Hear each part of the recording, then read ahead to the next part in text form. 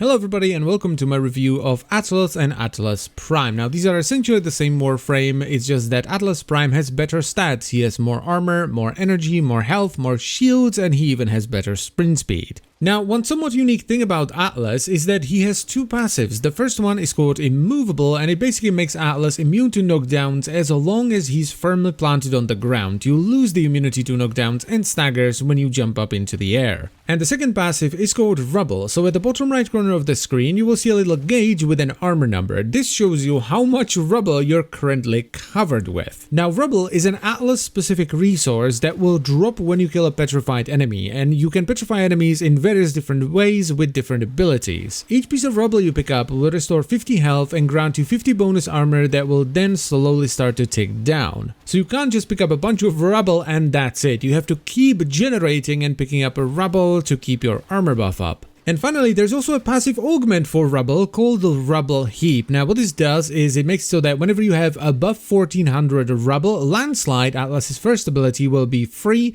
do double damage and travel 2 times faster. Also, and this is not displayed on the card, it will double the range of Landslide, so it will allow you to target enemies that are twice as far away. This makes Atlas really beefy. He was already pretty beefy to begin with, but picking up a bunch of rubble makes you super tanky, though you do have to be a little bit careful when it comes to nullifier fields, because if you step into a nullifier field, your rubble will start to decay very rapidly. And I think that's enough about that, so let's check out Atlas's abilities. So Atlas's first ability is called Landslide, where he will slide across the ground and just punch whatever you're aiming at. Now this may seem really straightforward, but it's kind of not. So you can target enemies that are up to 15 meters away and it's super cheap. It costs 25 energy at base. Now the standard punch will do 350 impact damage and it comes with a 5% crit chance, a 5% status chance and a 200% crit multiplier. This is where it gets complicated though, because a Landslide itself comes with its own sort of combo counter, as you can see in the middle of the screen right under the crosshair. Basically, if you chain Landslide, it will do more damage, have more AoE, and will be cheaper. The first Landslide will just use base stats, but the second Landslide will do 200% damage, have 200% impact radius, and cost 50% less, and any subsequent Landslide after that will do 400% damage with 300% impact radius and 75% energy reduction. So you ideally want to do Landslide after Landslide after Landslide to maximize the damage, the AoE, and reduce the energy cost as much as possible. But that's not the only way to increase the damage of Landslide, because it's also affected by the combo counter. So if you build your combo counter with your melee weapon first, you're gonna do more damage through that. And the damage is also affected by some mods on your melee weapon, which include genetic damage, so stuff like pressure point, impact damage mods like primed heavy trauma, elemental, crit, and status mods, as well as Rivens, as long as they have some of these stats. So if you have a Riven with a ton of melee damage, ton of impact damage, and then let's just say a ton of heat, you can put it on and it will add damage to Landslide as long as you have it on your melee weapon. So it's one of the few abilities that still uses a stat stick. On top of all of that though, you can still use power strength to scale the damage even further, you can use power efficiency to bring the energy cost down, and you can use power range to increase the AoE of the punches. Also, if you kill a petrified enemy with a Landslide, the rubble they generate will give you 75 health and armor instead of the standard 50. And speaking about petrification, we have the augment for Landslide called Path of Statues. Now what this does is makes it so that whenever you Landslide, you will leave a trail of petrification that lasts for 12 seconds and any enemy that runs into it will be petrified for 6 seconds. This pretty much automates the generation of rubble, so you don't have to do anything else, you can just Landslide around and you're gonna be fine. The best thing about this augment is that the radius of this is big enough so that when you Landslide into an enemy and they don't die, they will be petrified. Now the duration of the petrification trail as well as the duration of the petrification are both affected by power duration, and the speed at which the enemy turns into stone and gets petrified is actually affected by power strength. Landslide is honestly one of the best first abilities in the game. It's super cheap, and if you build your Warframe and your weapon correctly, it can do an absolute truck ton of damage.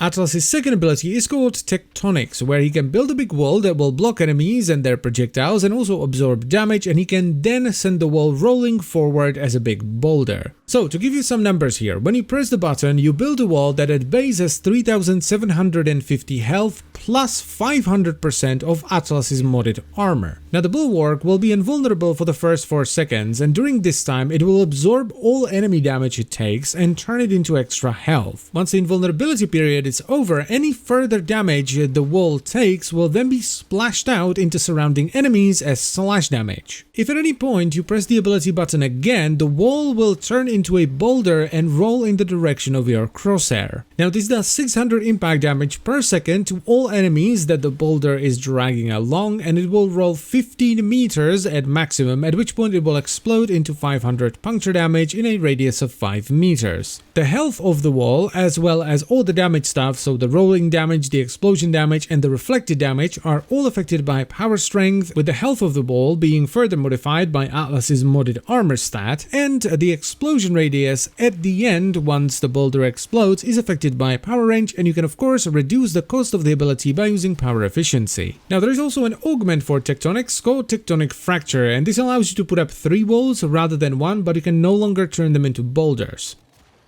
Atlas's third ability is called Petrify, where he goes full Medusa and petrifies all enemies in a cone in front of him. So petrification is the main way of generating rubble, and petrification is essentially a stun. It completely stops the enemies dead in their tracks, and with petrify you can petrify enemies within 14 meters of you in a 60-degree cone in front of you. And it lasts for 20 seconds to begin with. And I say to begin with because you can push it even further with power duration, then you can increase the distance at which you can petrify enemies with power range, and you can of course reduce the cost of the ability with power efficiency. The biggest thing about this ability though is that it shifts the weaknesses and resistances of the enemies you petrify by 50% in your favor, though this will cap out at 100%. Now what do I mean by that? Well, every enemy has a certain kind of flesh, some of them have certain types of armor, and some of them have certain types of shields. The Grenier, for example, with some exceptions like rollers, have cloned flesh, and then one half of them, the lower tier units, have ferrite armor, and the other half, the higher tier units, have alloy armor. And all of these have different weaknesses and resistances. This is why you want to use different types of elements and elemental combos against different factions. And petrification, as I've mentioned already, shifts this 50% in your favor. So if you're attacking an enemy that takes 25% less damage from corrosive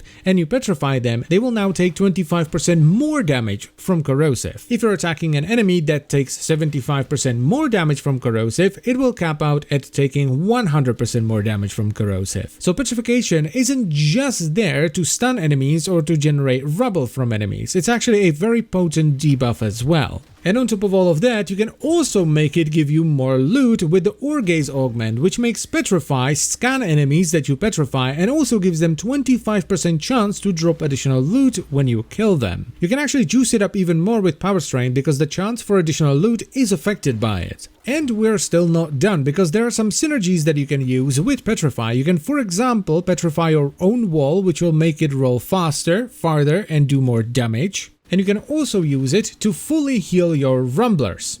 Speaking of which, Rumblers are Atlas's fourth and final ability, where he creates 2 stone golems that will fight for him. Now, when you first activate this ability, you will also petrify all enemies within 6 meters of you for 10 seconds, so that's a nice bonus there. Each Rumbler comes with 1200 health, 500 armor, and their melee attacks do 2000 impact damage and stagger the target. Also, they can throw rocks, which will do 500 damage and ragdoll the target. Now, scaling these is a bit unintuitive, it's not too bad though. So to begin with, they last for 45 seconds, but you can increase that with power duration. You can also reduce the cost of the ability by using power efficiency, of course. Then you can increase their health, armor, and damage with power strength, but you can further increase their health and armor with your Warframe's health, shield, and armor mods. And then their speed can be modified with power range. And on top of all of that, you can press the ability button again, which will detonate the Rumblers, doing 1250 blast damage in an area of 6 meters, where the damage can be affected by power strength and the blast radius is affected by power range. Now, there are 2 augments for Rumblers. The first one being the Titanic Rumbler, which instead of giving you 2 Rumblers, gives you 1 Rumbler that has 300% health, 300% damage. It's much